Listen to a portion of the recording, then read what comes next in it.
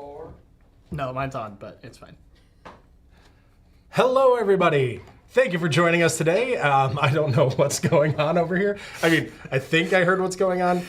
Dane's phone may or may not ring. So if you have Dane's number, I don't know why any of you would, text him right now so that we can confirm that his phone is on Why silent. would you say that? All right. You're welcome. All right. So again, thanks for joining us today. We are here to talk about the Codex. Codex number 3. Codex number 3, Vigil. Yes. Super excited for it. As always, when we're talking about Twilight Imperium, we've got Dane Beltrami with us today. And as always, I'm Josh. So you've got us. No last name. No last name. Josh Massey. You don't need to know my last name. I'm not as important as this guy. It's very important. So we are going to be talking about the Codex today. Then we're going to be doing something I don't know if any of you noticed, but earlier today we posted we were going to be doing a giveaway. So we'll do that as well. And then we've got a little special thing that we're going to kind of soft announce that we're very excited for later this year. So 25th anniversary fun. So we will talk about those after we get into the Codex. So let's just jump into this thing. Are you ready? I'm so ready. Okay, so Dane and I today are going to be doing a dramatic reading of the entire Codex, front to back, Complete with interpretive dance. by Dane. So, Twilight Imperium, 4th edition. Twilight Codex, Volume 3, Vigil. All right. Credits. All right. Fantasy Flight Chill, Games, you chill, just wait Jack. for it. Codex design and development, Dane. Dane. Beltrami.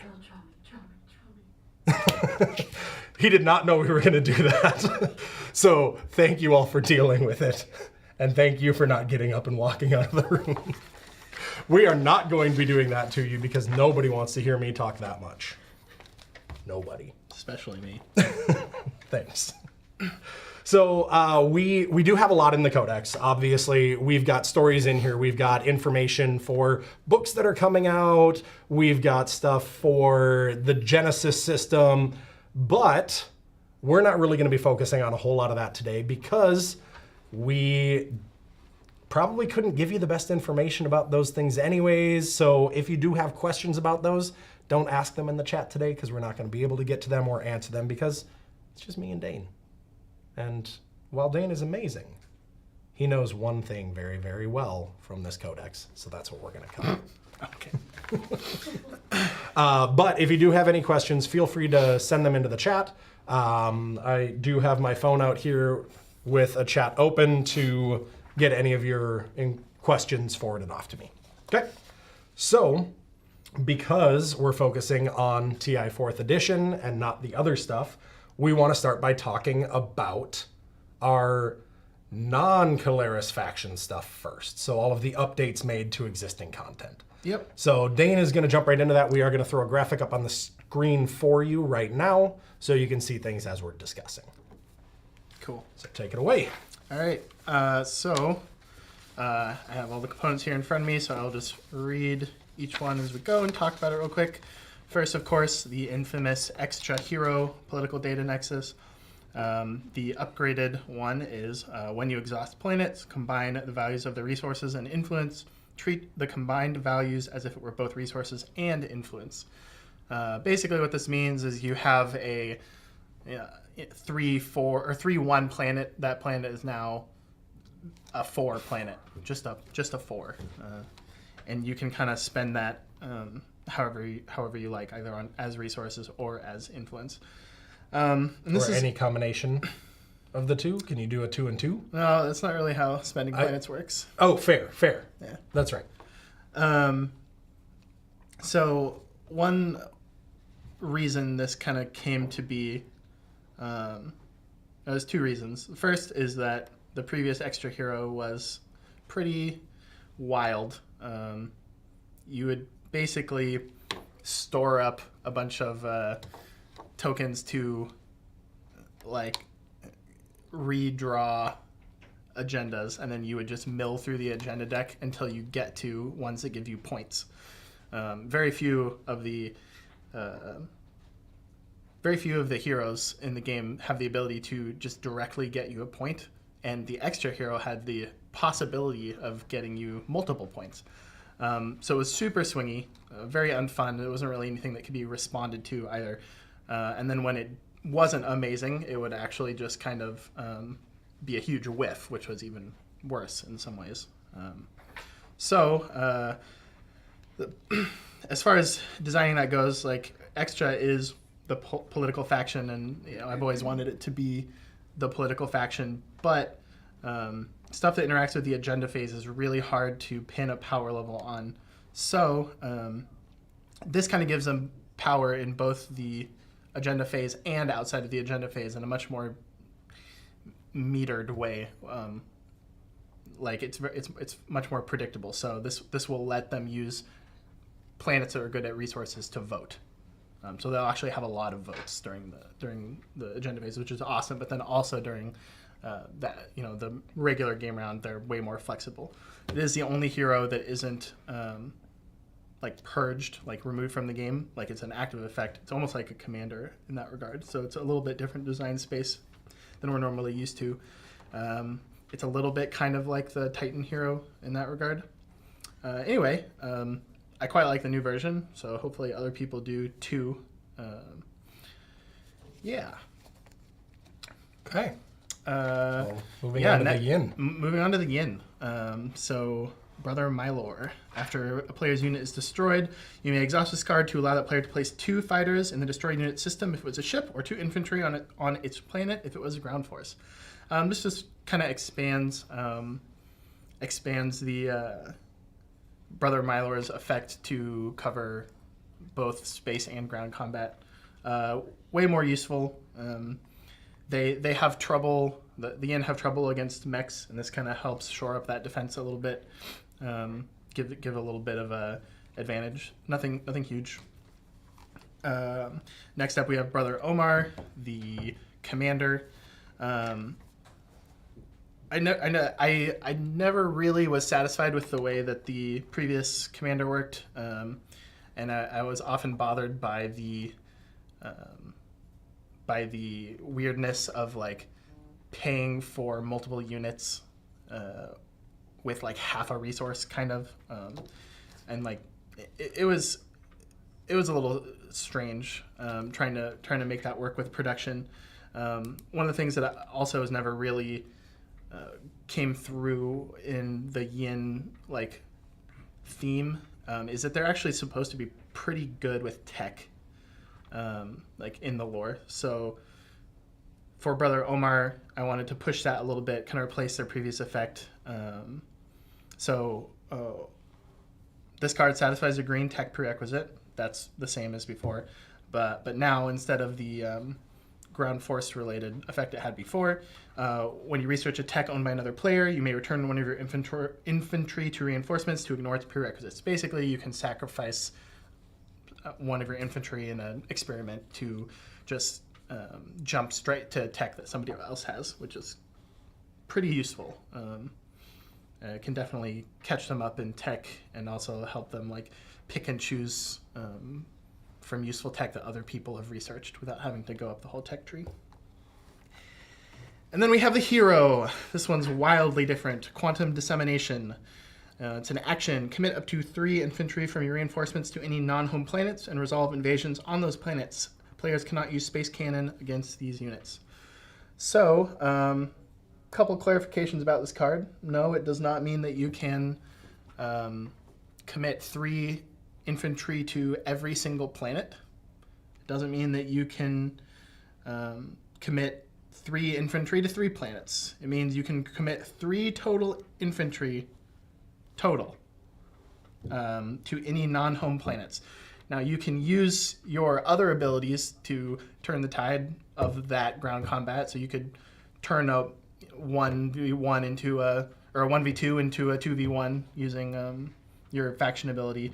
Or you could use Brother Mylor to give yourself an advantage as well. But it basically lets you start 3 combats without having to move ships around. So just clarification on that. Much different than their previous entrenching hero. This one is very offensive. It can be used to snipe objectives in the later rounds. Cool. Yeah. All right. And then one more group. Yeah, so the other faction that got a lot of attention was the Naalu. Their hero did not change, but their commander and their agent did. Their agent is now action, exhaust this card and choose a player. That player may perform a tactical action in a non-home system without placing a command token. That system still counts as being activated. Just to clarify what that means, it means that when it says that system still counts as being activated, that means that it triggers effects that trigger when a system is activated. Being activated is not a status that persists forever. Having a command token in a system is what some people think of as being activated, but being activated is just a momentary thing. It's not an ongoing game state. Okay. So I can activate it. And then I can put a command token there to reactivate it essentially in the same round. In the same, yeah. Right. Yep. Exactly. Cool. Likewise, you can't break any of the other rules that you could normally normally exist with tactical actions. You can't move units out of systems that already have command tokens. Right. You can't do a tactical action in a system that already has a command token.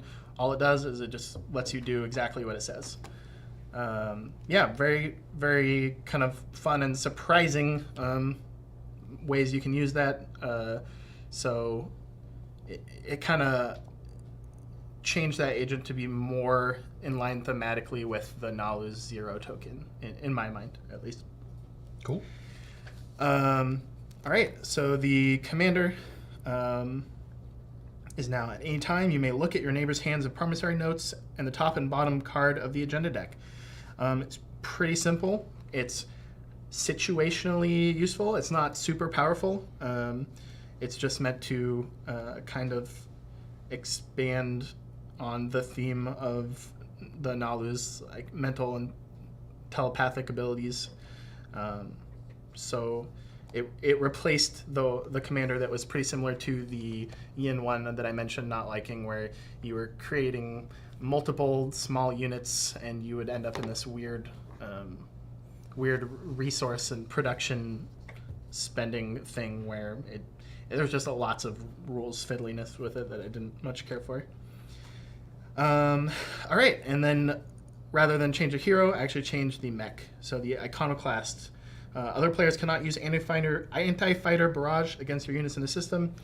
Really useful for the Naalu. The Naalu have super strong fighters. Oftentimes they will focus on that exclusively, and with the prevalence of destroyers, especially from units from factions like the Argent Flight, Naalu were not having a good time in POK. So this should help prevent that, bring them back to a point where they're pretty strong. Great. All right, so now that we are done with that, we have a list of 6 new exploration cards. Yes. So the exploration deck in POK wasn't the same size for the frontier area, aka the deep space, as it was for the others, so there weren't quite as many things you could find. So I wanted to expand that so that they had the same number of cards in all the decks. So for these, they're primarily more rewarding than the previous cards. And this is because it wasn't always worth it for factions to research the dark energy tap that would allow them to even explore these places. So I wanted to make sure that players were, at least more often than not, getting back what they spent just activating the system. So a lot of these give command tokens. The 2 Keleres ships, they give 2 command tokens, and then the entropic fields give a command token and then a very variable amount of trade goods. There's also one just really strong one Dead World is you straight up draw a relic, not a relic shard, just a whole relic. Yeah, and I like the idea of people knowing that one is out there, and they're kind of being maybe like a little bit of like a rush for it, or someone going for it for a Hail Mary, just to try to snag a relic. Right. Turn the tides a little bit. Yep. Of course, there's always a problem of rich get richer, and then the further problem of there is like randomness involved in the relics. Right. But yeah, so far I really liked how that's turned out. Okay. This was not loading at all. I don't know why. I had to back out of our message chat, go back into it. Now I got a bunch of questions. Oh. So, okay. Yeah. So before we before we move on, let's look at this. I'll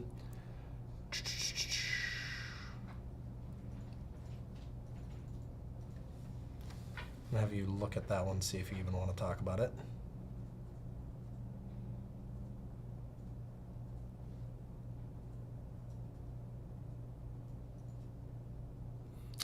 I'll address rules questions at the end. Okay, so rules questions at the end. Have you revealed yourself to be Milty? I am not Milty. Okay, so that's another rules question. These are all rules questions? Yep, they're all rules questions. Yeah. Great, we will get to those. Well, we will get to them in a general sense. Correct. Not in a specific sense. Okay, cool. So we have gone over everything that is an update to existing content. Yep. Now, we want to talk about the Keleres, because the Keleres are new and exciting. Yep. So, we are going to throw up their faction sheet for you, and Dane will tell us all about it. Yeah. All right. So, Council Keleres is the new faction. They have 3 main faction abilities. The first one is a setup ability. The Tribuni. During setup, choose an unplayed faction from among the Mentak, Extra, and Argent Flight. Take that faction's home system, command tokens, and control markers.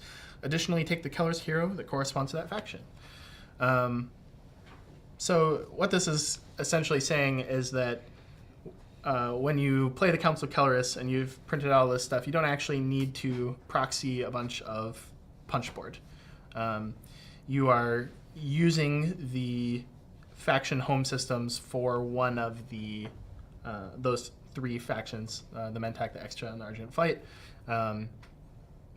as kind of your base, and then based on which one you pick, that is the Tribuni hero that you're going to be using. So the key feature here is the variable home system start, as well as the variable hero. So they have 3 different hero options, of which you will only play with one during any given game. Second ability is Council Patronage. Replenish your commodities at start of strategy phase, and then gain 1 trade good. Super useful, especially in combination with their other stuff. Basically, they have funding from the council. They have like a solid source of trade goods that they can spend on whatever. Very useful. Can't really be interrupted by another player, which is the kind of cool thing that exists for. Yeah. And then finally, Laws of Order. This is the weakest of their abilities.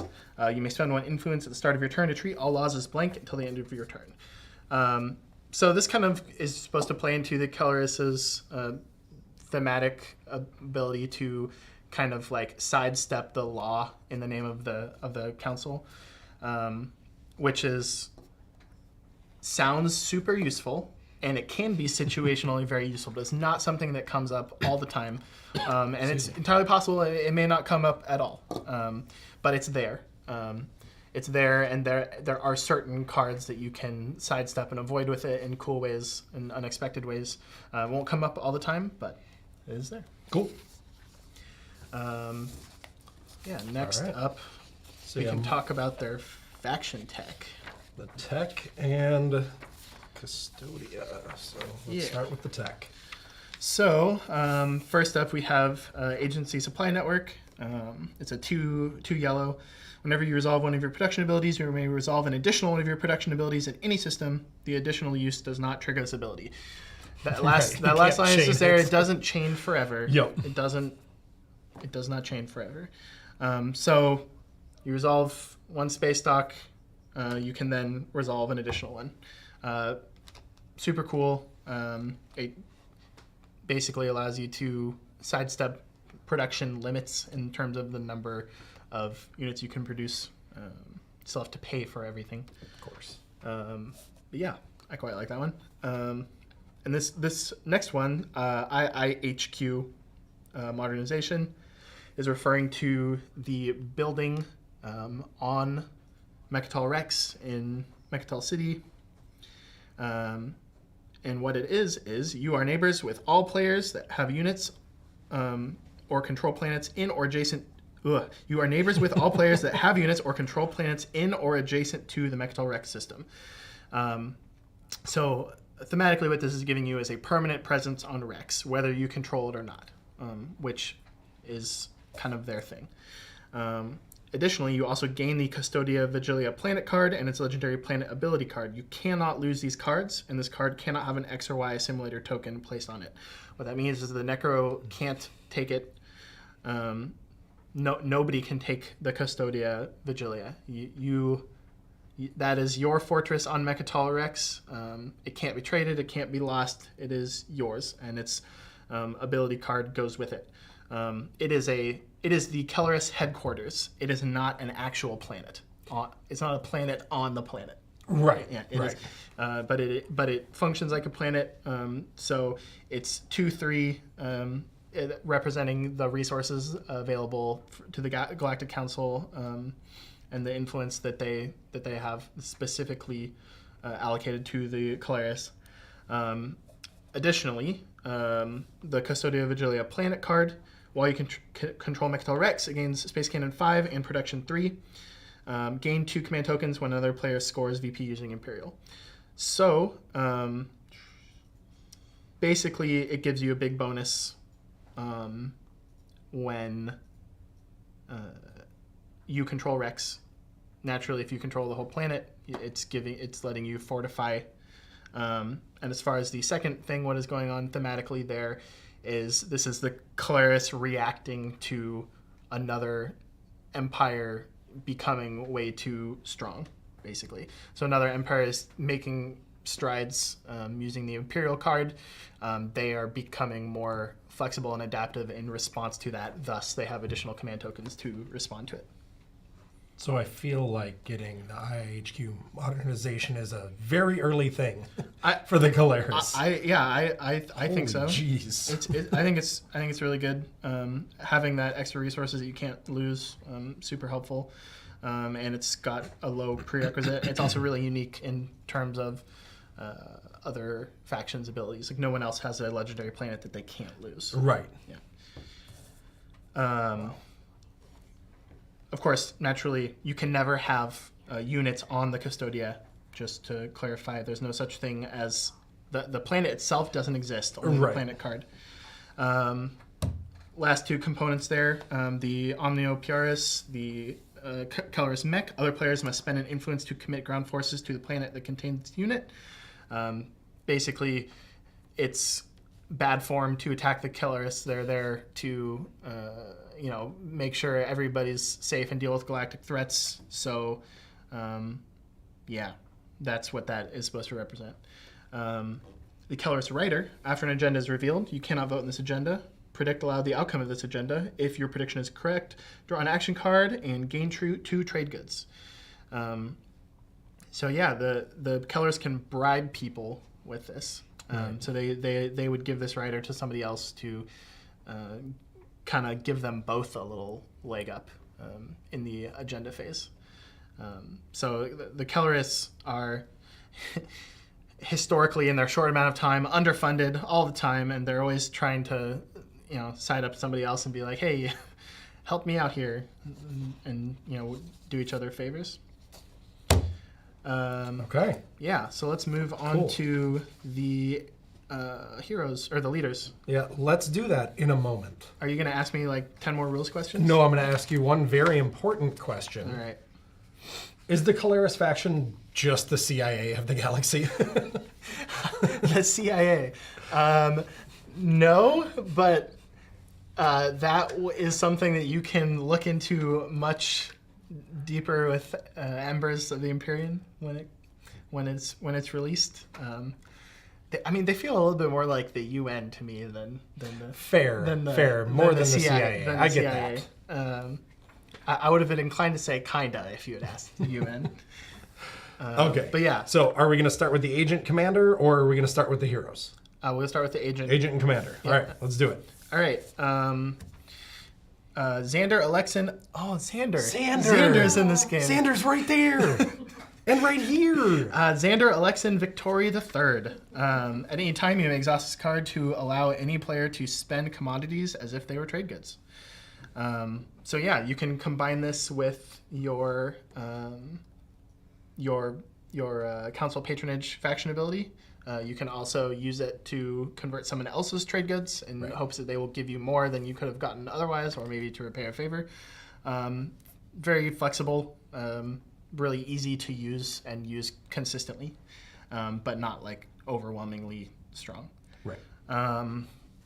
Next up, we have returning favorite, Sufyan. After you perform a component action, you may perform an additional action. So this does let you chain together component actions, which is great.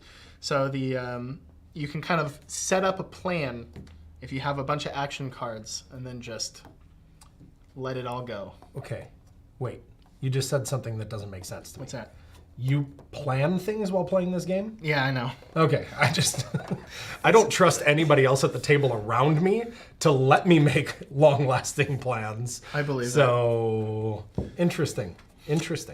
Yeah, so Sufyan is, as everybody probably knows, a Mentech leader, but she also works for the Keleres, so she appears here as well. Cool. And here we have the three heroes. It gets interesting, in my opinion. So the Argent hero, the Argent Tribuni, Kwasi Anjalatai, uses Overwing Zeta at the start of a round of space combat in a system that contains a planet you control. So this would be, in almost every situation, this is a planet that you are defending. Place your flagship and a total of up to 2 cruisers and or destroyers from your reinforcements in the active system. This lets you surprise defend. It's not going to really be a surprise because everybody knows that you have Overwing Zeta. It is a huge deterrent to suddenly be able to have Kwasi's flagship anywhere, which is great. Really cool.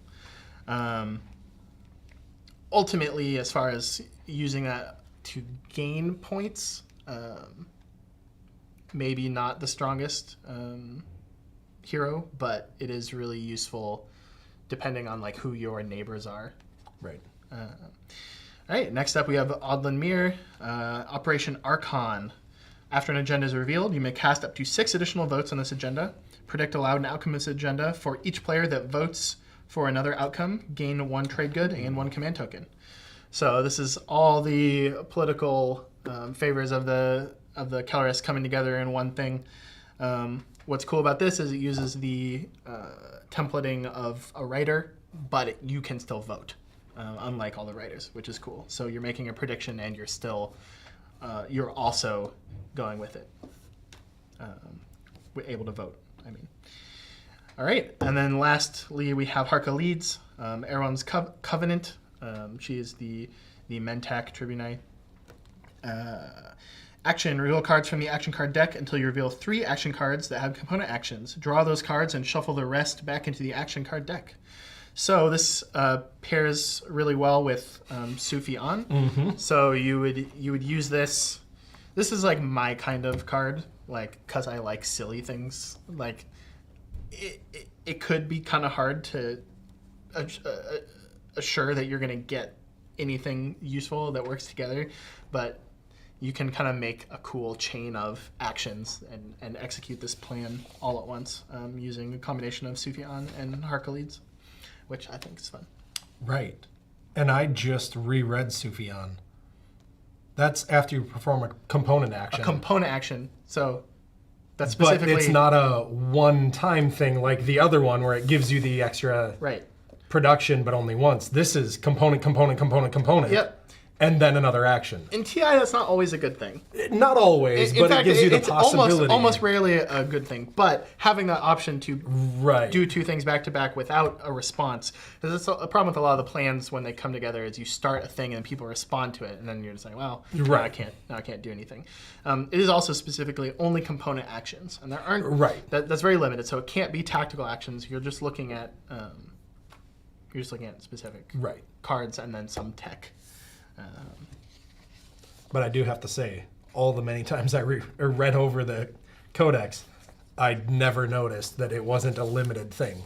So that doesn't surprise me, Josh. That's ouch. Oh, if I had feelings, they'd be hurt.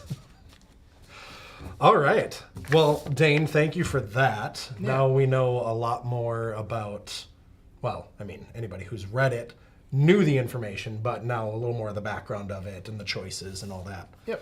So before we move on, I do want to talk about something that neither of these two responded to when I said, hey, I want to do this thing. So because they didn't respond, I'm doing it. So for those that are going to Gen Con this year, you might have seen that there's a TI tournament that showed up on their schedule. You guys didn't respond, so I'm doing this. I looked at it. Oh, did you? Okay, cool. So we are going to have a TI tournament. We are running that tournament. There's going to be some cool promos, which we'll talk about later. But after talking to Dane today and my personal thoughts behind it, we have decided we are going to use the Codex for the tournament. So if you want to use any of these things, they are accessible, but people are going to have to use the updated versions of these or not. If we're playing with the If Codex, we're doing the Codex, it's Codex it's through Codex. and through. Yeah. So we are playing with the Codex. Multiple, So this is what will exist. We will talk a lot more about the rules when we get closer. We'll update everybody who's signed up for the event with all of that information. So just a heads up, if you're going to be at Gen Con and haven't signed up for the tournament, you should. And Codex will be there. So it'll be super fun. So now that that's done, which was not scripted, we are going to do a giveaway. So we are going to be giving away Prophecy of Kings today. So if you already have it, get it for a friend. And if you don't have it, why? But also get it here. So just start commenting in the chat. We will take a name from the chat and we'll reach out to you and let you know if you are our lucky winner. So do that now. Winners will only be picked from the live stream chat, not the replay. Yes. Only from the live stream chat. The giveaway will end by the end of the live stream. So don't comment on YouTube, just in the live stream chat. So later, whatever, you're not entered. Sorry. My apologies. Okay, so Dane, do we want to do this first? Or do we want to talk about what's happening in July first? We can talk about what's happening in July 1st. Okay. I like that. So, in July, we will give you a date soon. We are going to be hosting a 25-hour, for the 25th anniversary, live stream playing TI. Dane and I are going to be so tired, but it's going to be so much more fun that way, isn't it? Yep. It's just to clarify, it's not just me and Josh. Oh, no. It's not just us. There's going to be other people as well.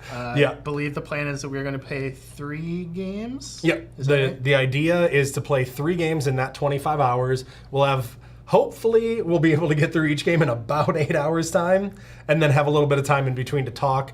For some of us, maybe go to the restroom. I don't know. I think that you and I are locked in this room that entire 25 hours, so that'll be interesting. But yes, we do have a bunch of people from the studio who are very excited to play.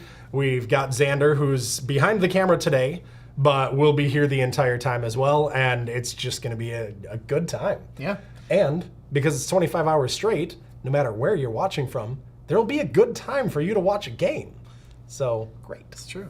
And I think the plan, we kind of briefly talked about this, so hopefully I'm not ruining anything, but we're gonna pick factions, one of the games. Yep. But we're also gonna let chat pick factions for us in the games. So you guys can make me play whatever you want. But I will be playing Krius for at least one game. And then maybe the last game we'll do like a draft or something. Yeah, like that. yeah. We'll have a few Or, different like, ways full to choose random our or factions. something. We'll do something different for each game. Yep. And because we're doing it for the TI tournament, we're also going to be using the Codex for that. Yep. So. I'll be using Codex scripts. Yep. All right. Cool. So pay attention to our socials for that because even though we'll be tired, I am very excited for 25 hours of live stream. I only sleep like 3 or 4 hours a night anyway, so this is going to be kind of normal for me. Right. Like, it'll be fine. I'll be getting pretty sleepy, but like maybe I'll be able to use it to like fix my sleep cycle. Like that would be kind of neat trick, wouldn't it? That would be. Yeah. But as gamers, we don't really have a sleep cycle, do we? No, we don't. No. Just kind of happens between games. All right. So we had some questions come in. Dane selected a few that he really wanted to talk about today. So we are going to get into them.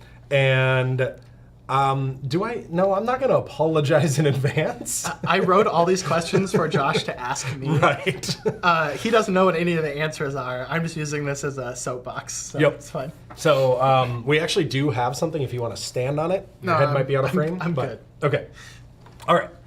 So, Dane, how do you decide what goes into the Codex? So it's a number of things.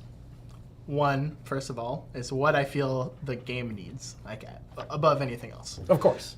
So that could take a number of different forms. It could be I feel like it needs it because of balance reasons. It could for fun reasons.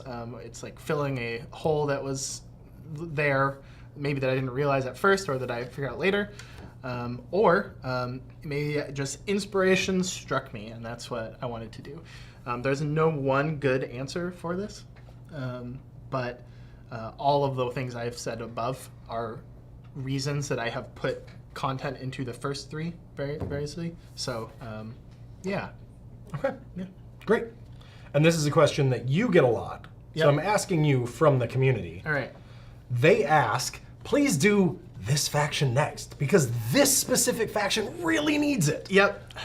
So don't worry. I know I see all the time people asking for this. Of course, before it was Naalu, and now Naalu's good, and then people are now on to like Arborek. I mean, Arborek has actually been around for a while, and it's not that I don't know that. Just so that everybody knows, I know that there are still some components, some factions that need a little extra love, and the reason that I haven't gotten to them isn't because I won't ever get to them.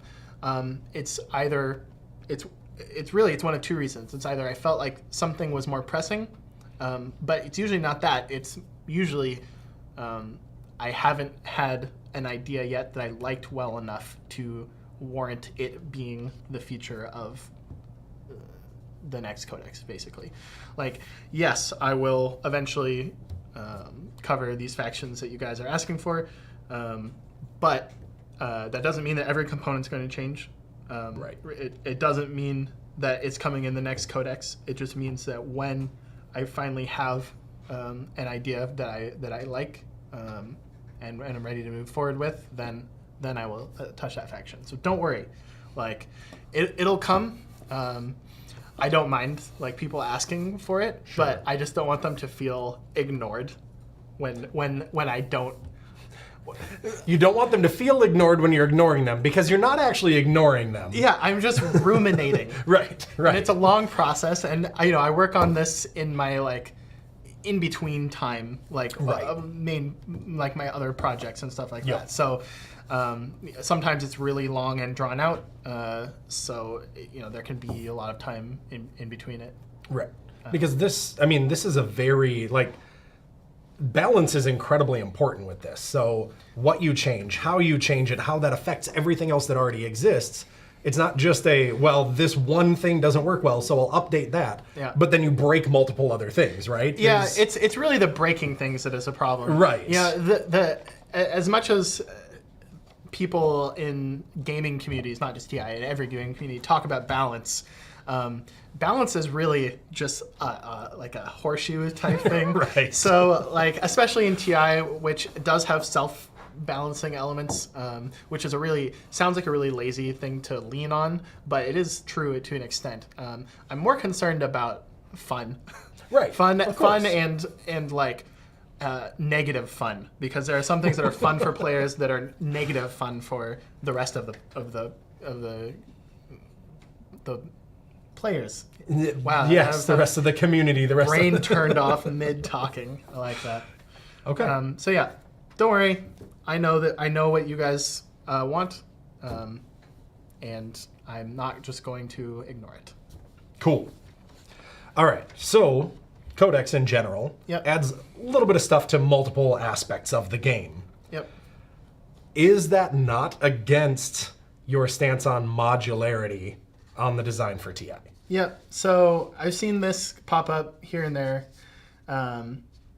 They're like, "Oh, you were against modularity, but now you're releasing all these extra rules. Like, isn't that hypocritical?" And no, I don't think so. I'm not really releasing the codex as if like here's a bunch of optional stuff for you to use. I'm releasing the codex kind of as one expansion that keeps getting patches, if that makes sense. Right. So you're either playing with the codex or you're not, in the same way that you're playing POK or not, or you're playing TI4 or not. Yeah, in a sense, it's modular in that you cannot play with the codex, but it is intended to all be used together at once. Right. And of course, there is, I did release a different rule set, which was the Alliance rule set. But that's like a game mode. That's not like a thing you can play with or without inside a normal game of TI.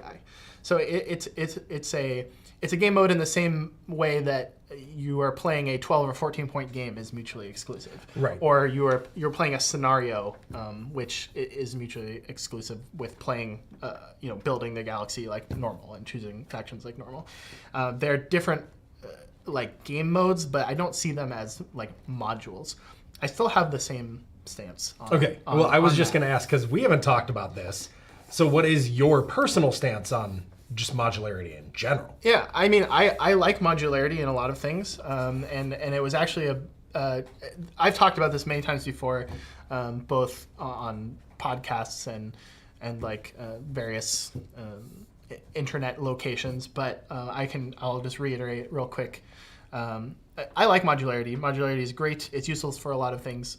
But I made the decision when making TI4 that unlike TI3, a lot of the stuff wouldn't be modular.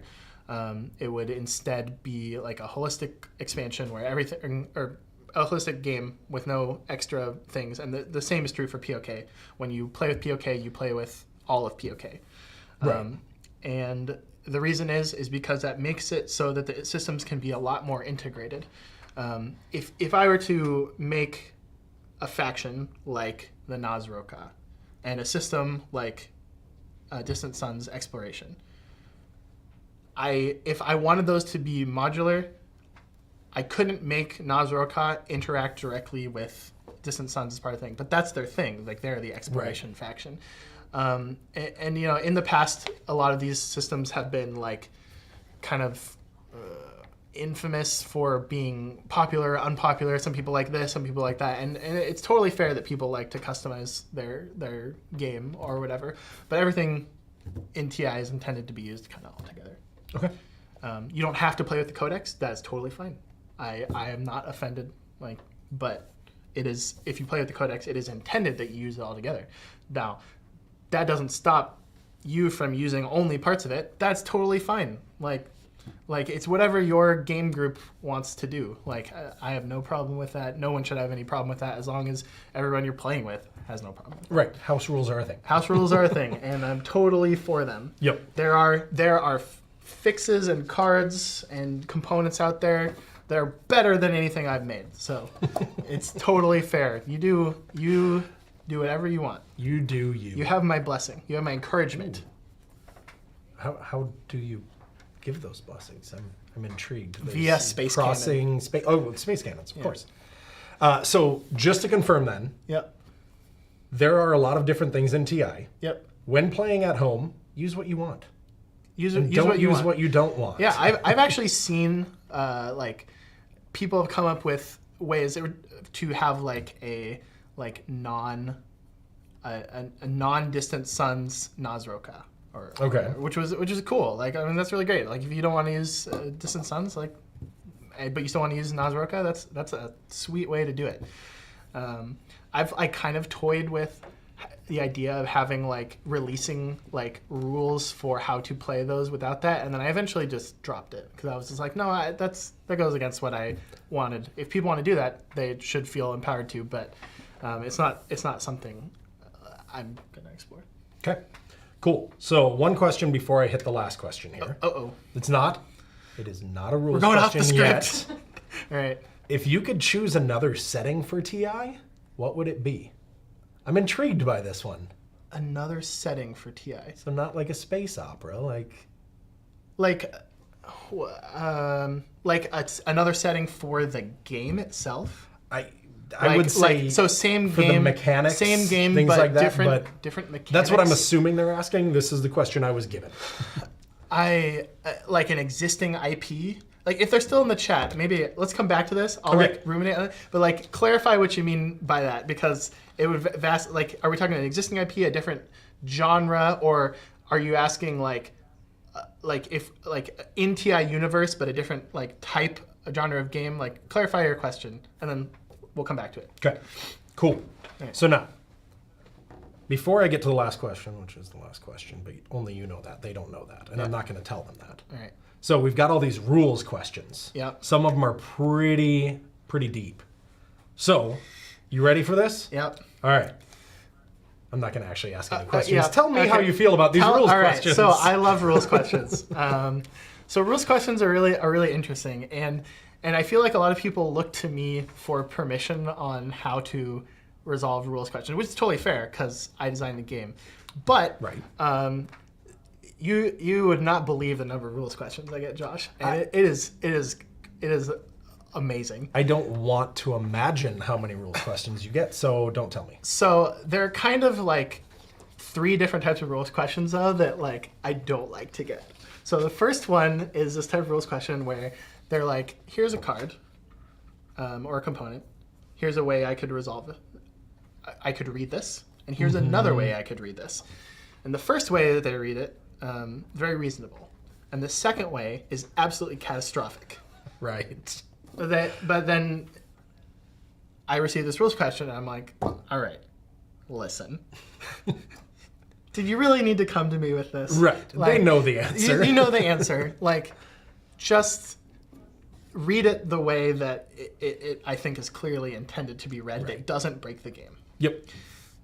Second favorite type of rules question I get is this one where we get like, here's a question, and then you can almost imagine they're just like waiting. Right. And it's like, all right, here we go. And I'll answer the question in the most obvious way that I can think of.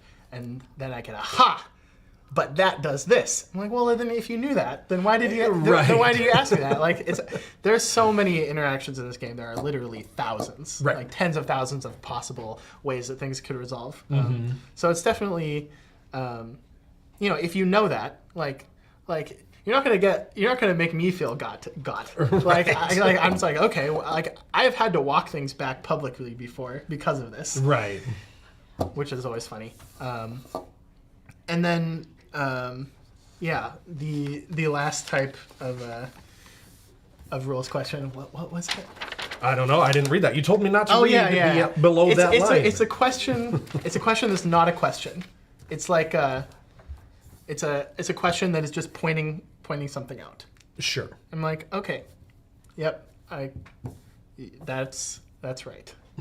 So there's a ton of really good resources for these rules questions, and a lot of times I think people can work them out, and you don't need my permission to play the way that you want to.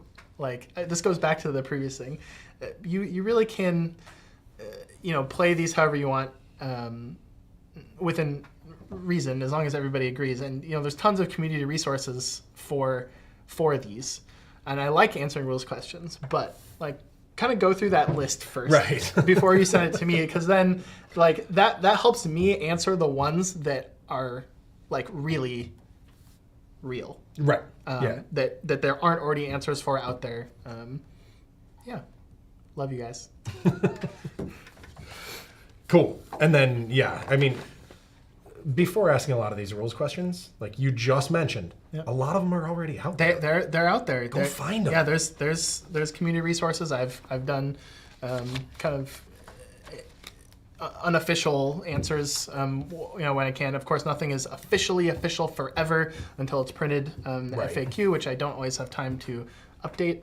But yeah, so like, use your best reason, resolve them to the best of your ability. There's a whole bunch of new ones, introduced by the Keleres, and I can't get to them all immediately.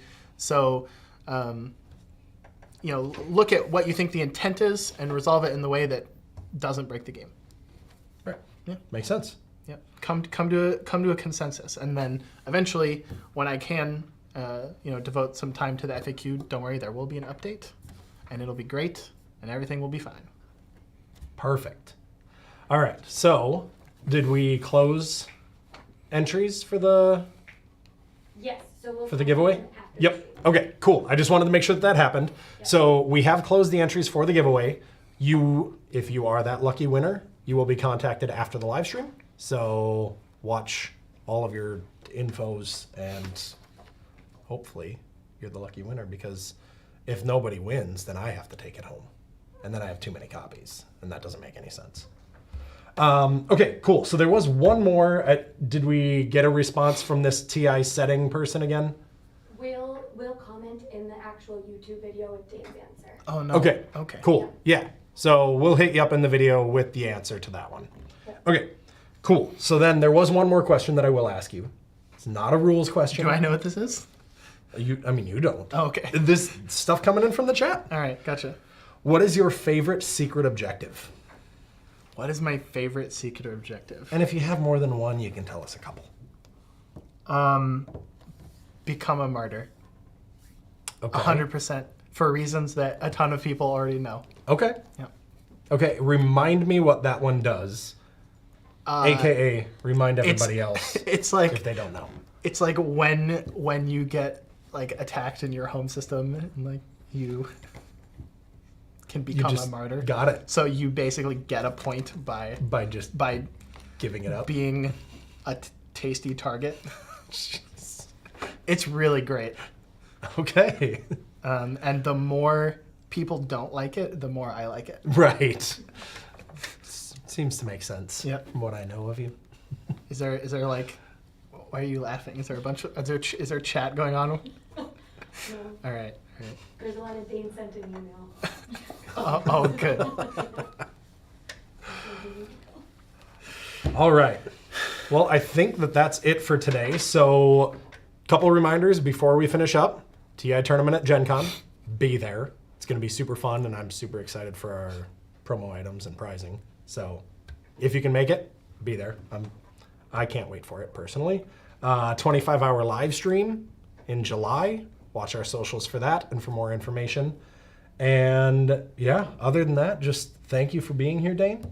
This was great. Come watch us play in July. Yes. Watch how bad I really am at this game. You've played it a lot more than me. That is true. I've only got a few games under my belt because, man, it's a weekend Yeah. set aside to play this game. It's going to be a long 25 hours. I'm going to have fun with it, though. Like I said, we've got a bunch of people from the studio coming in, people I don't get to hang out with much anymore, because unlike what a lot of people assume, we're still not all back in the office. It's true. So it's very rare that I get to see a lot of the people outside of Dane now. I get to see you every month now. Yeah. So that's great. But yeah, so watch out for information on those things. And also just follow us on all of our socials for any other information you might be interested in. And we thank you for being here, and we'll catch you next time. Bye.